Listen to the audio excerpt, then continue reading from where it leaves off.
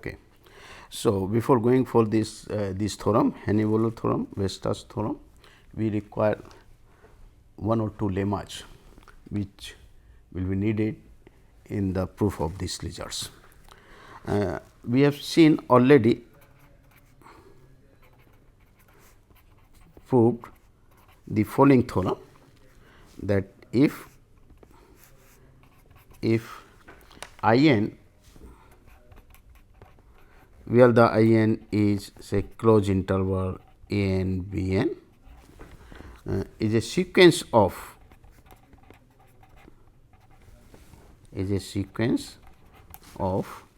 intervals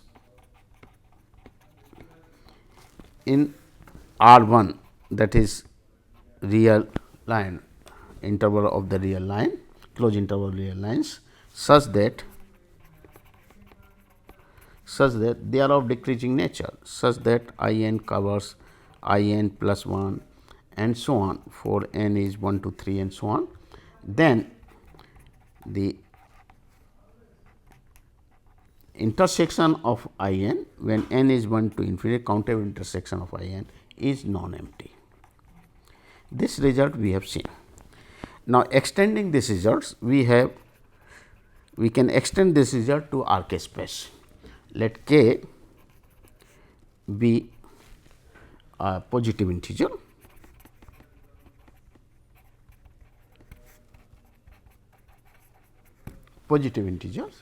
if I n sequence I n b is a sequence of k cells, such that I n covers I n plus 1 for n is say 1 to 3 and so on. Then the countable intersection of these cells 1 to infinity I n is not empty. So, the proof runs on the similar line as we have done it. What we will do is, we will fix up say j, each I n j, we can take it for fixed j and apply this one. Okay. This proof we will get the result. So, I am just dropping what we are interested, which is important part here, that each or every k cell is compact. Every k cell is compact. So, one cell means closed interval, two cell is a rectangle, closed rectangle of course, and third cell, fourth cell and like this. So, every k cell is compact. So, let us see the proof of this first. Suppose I be a, let I be a k cell consisting of all points of the type say x 1, x 2, say x 1, x 2, x k,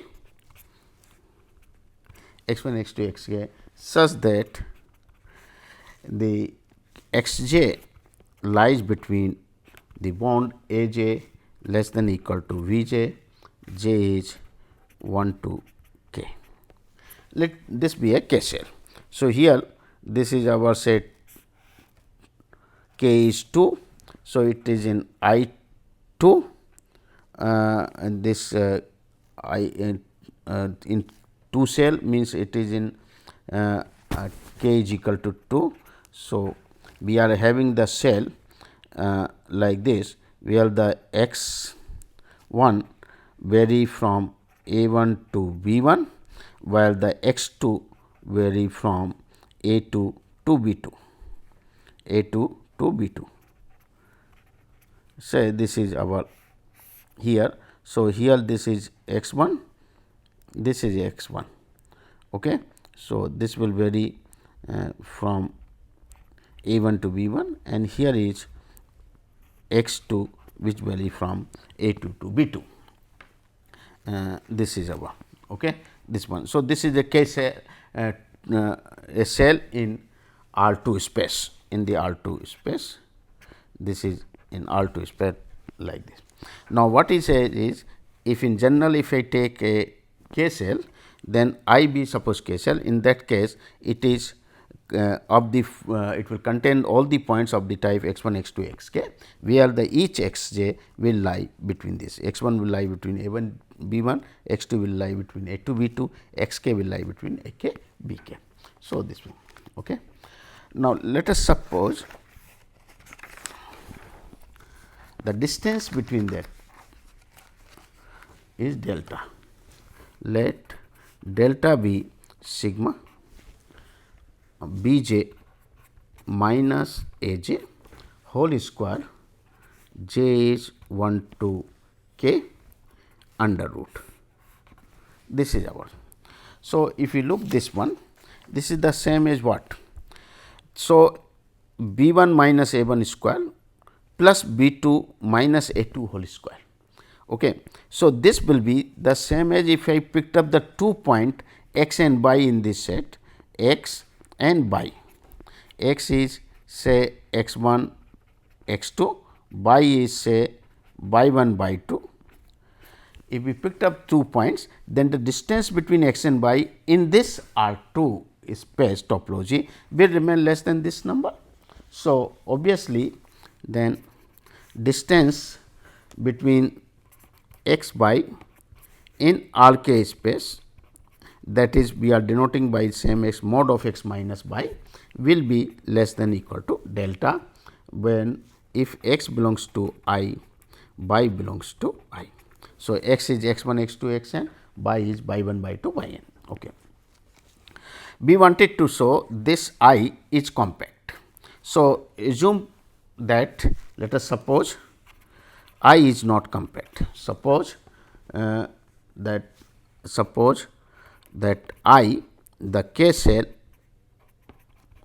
I is not compact. It means that out of open cover of this, any open cover if I choose, then it cannot have a finite subcover. So, that is there exists an open cover, say G alpha of open sets, open cover of I, which contains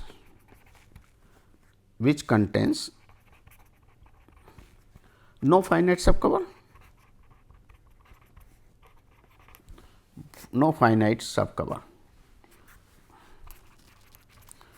That is the meaning of this if it is not compact. So, finite subcover. So, let us suppose this is our, say here is A I, this is B I, and here is somewhere X I. This is our say another point. So, when you choose, let us take cover. Let us pick up C j as a point C j, which is A j plus B j by 2. Okay. It means C 1 I am taking as A 1 plus B 1 by 2, C 2 I am taking as A 2 plus B 2. So, if suppose this is in R 2 space, here this is A 1, this is B 1, here is A 2, this is B 2, and this basically we have this this is our rect I interval. So, what we are doing, we are taking a point here, which is the point C 1 C 2, C 1 comma C 2. C 1 is the middle point of this C 2. So, once you take the point, it will divide this whole I in R 2 in 4 parts. This will be a one cell, the another cell like this. Okay.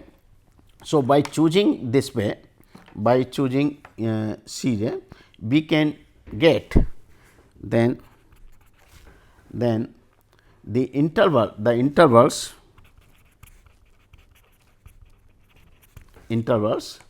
A j C j and the then the interval S is C j and the interval C j comma B j. These intervals will determine the cell, will determine 2 k cells. Suppose Q1, k cells Q1 whose union is I. This is what okay.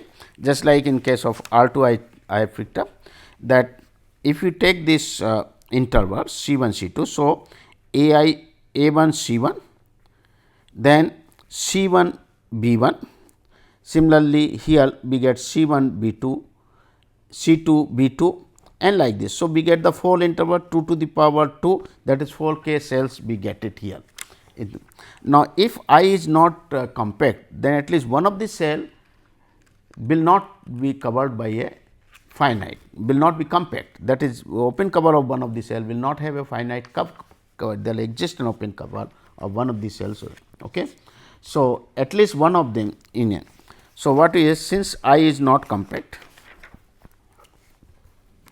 since I is not compact,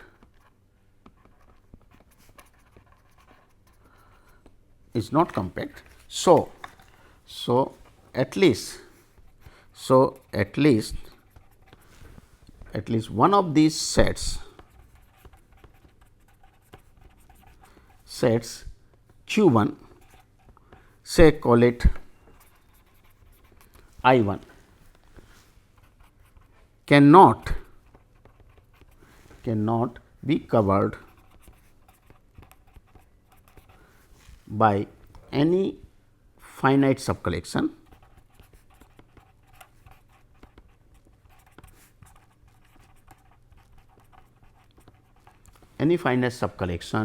of the open cover G alpha. Otherwise, if it is so, then I1 will be compact and contradicts to I. Okay. So, that will be next up. Now, picked up now I1. Now, pick up I1 now and again divide, again subdivide this I1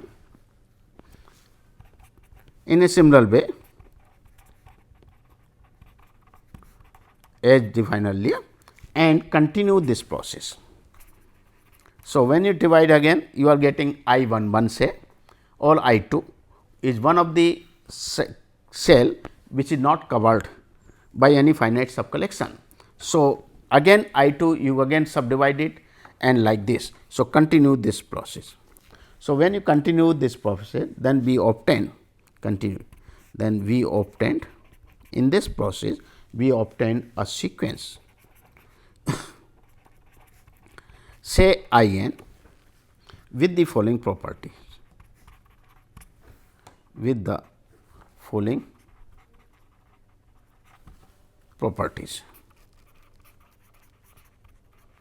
The first is these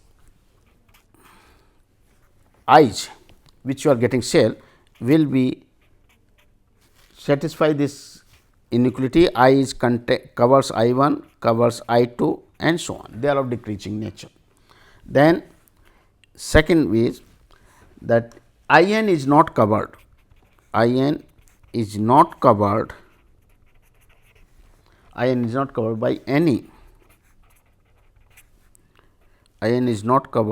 by any finite subcollection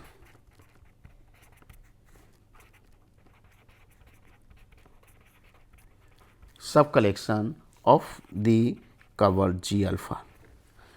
And third is that if x is a point in I n and y is also in I n, then the distance of this x y in R k, that is mod of x minus by over I n, this is over I n of course, in I n which is in R k. This distance will be less than or equal to 2 to the power n minus n into delta, because here if this length is divided, then what you are getting, this is the 1/4 basically. When n is 2, you are getting the half 1 by delta by 2, delta by 2 and so on, n is 3 and like this. So, this will be divided by this I 1, I 2 and so on. Okay. Now, what is 1? 1 says, so obviously 1 will here, now 1 will imply, because they are of decreasing nature and any finite subcollection of this will be non-empty. So, the intersection of this will be non-empty. So, by thus there is a point x star which lies in every I n, This follows from the results which we have already proved, that if I 1 covers I 2 covers I n, and if any finite collection of this, that is intersection of this will be non-empty. Just now we have seen that I n's. Okay. Second one is, so if I x star belongs to some I n, so I n is a in K cell, is part of the K cell. So, we can find some alpha. So, for some alpha x star, this will belongs to the one of the element, for some element of the open cover, say G alpha, because we have taken G alpha as a open cover of the I. So, this x star will belongs to some of the G alpha for some alpha. Okay, alpha. But G alpha is open. So, this star will behave as an integer point. So, we can find out a neighborhood around the point which is totally contained in this. So, there exists an R greater than 0 such that the distance y minus x star is less than R, will imply R is in G alpha, that is an integer point, that is nothing. Now, R is our own choice. So, let us pick up n, let n is so large such that this 2 to the power minus n delta is less than R. That is possible, because R is one C fixed. You can take n such a large, so that this entire thing remains less than alpha. So, if it is so, then what happen? This implies that by which you are choosing, they basically is in our I n also, because I n is satisfy this condition, that if x belongs to y n, then this is 2 and this is less than R. So, any element of I n will be the element of R. So, this implies that the distance y minus x star is less than or equal to 2 to the power minus delta, which implies that the element y which is in G alpha belongs to I n, which is subset of G alpha.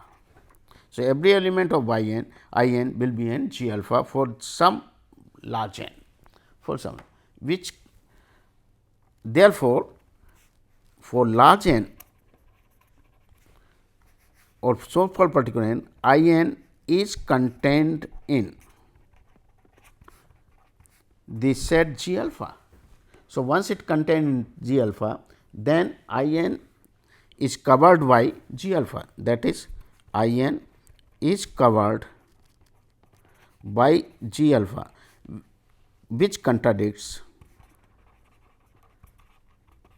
the second part of it. What is the second part? Says I n is not covered by any finite subcollection, but it is covered by the G alpha, that is a finite subcollection G alpha. So, contradiction, and this contradiction is because of a wrong assumption that I is not compact. So, this so therefore, I is compact. So, this proves the result, means every K cell is a compact. So, in particular every closed interval is a in that is a compact set, because that is also. Now, this gives a very interesting result which we call it as a Heine Borel theorem. Heine Borel theorem. Okay. But basically this theorem says that the statement of the theorem, let it be, the theorem is Heine Borel theorem is, if we a subset K, a subset K of R, subset K of R is compact if and only if and only if it is closed and bounded, is closed and bounded. So, this is a particular when you are choosing R space. So, in general R K space we will prove some results. So, as a particular case we can say derive the Heine Borel result. So, the result is first that is important. The proof of this, the proof follows from the theorem, from the next theorem. What is this theorem is? The theorem says that if a set E in R K, if a set E in R K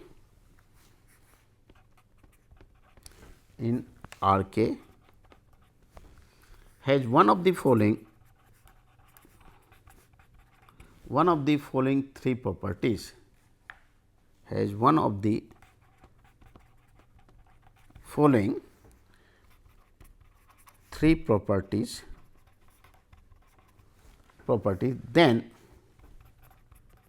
then it has the other two.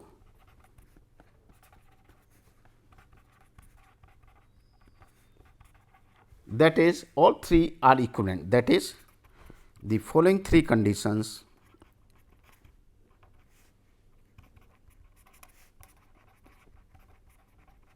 are equivalent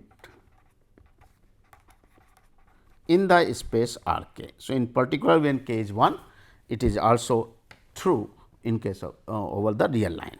What is the condition is? The condition says E is closed and bounded. Second condition shows that E is compact. Third condition tells every infinite subset of E has a limit point, in E. So, this thing, the proof of this. So, obviously, if it is true, then in case of R1, if E is compact, then it is closed and bounded, and vice versa. So, the result follows immediately. Heine Borel theorem follows immediately. So, let us see the proof. Suppose A holds, it means given E is closed and bounded, but we want to say E is compact. Okay? That is, E is closed and bounded. So, once it is bounded, it means it will be enclosed by some cell. So, so E is contained in I for some K cell I. Okay. But what is E? E is closed, but E is closed and I is compact, that we already shown. So, every closed subset of a compact set is compact. So, and we know that every closed this result we have every k is compact and every closed and compact sets are compacts. So, this is what we have proved earlier, closed subset of a compact sets are compacts. We know that every closed subset of a compact set is compact. This we have already proved. So, here E is closed, I is compact. So, E is subset of a compact set, therefore, this implies E is compact. So, once it implies means therefore, A implies B holds. Okay. Now, suppose B is true. Suppose B is true, then given suppose B holds, then automatically C implies. Why? Because B means E is compact, that is E is compact. So, take a sequence, any sequence of the subsets of E. This we result already proved that if E is an infinite subset of a compact set, then he has a limit point, and we have shown earlier that if E is an infinite subset of a non-empty compact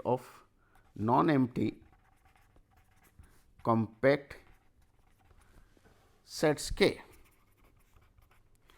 then E has a limit point in K, limit point in K. This we have shown. So, here E is compact already given. We wanted that every infinite subset of E has a limit point in E. So, what it shows is if this infinite subset of E, if I choose, and infinite subset of E means we can have it infinite subset non-empty compact subsets of K, then this will have a limit point in E. So, obviously, B implies C. So, that is nothing to prove is this.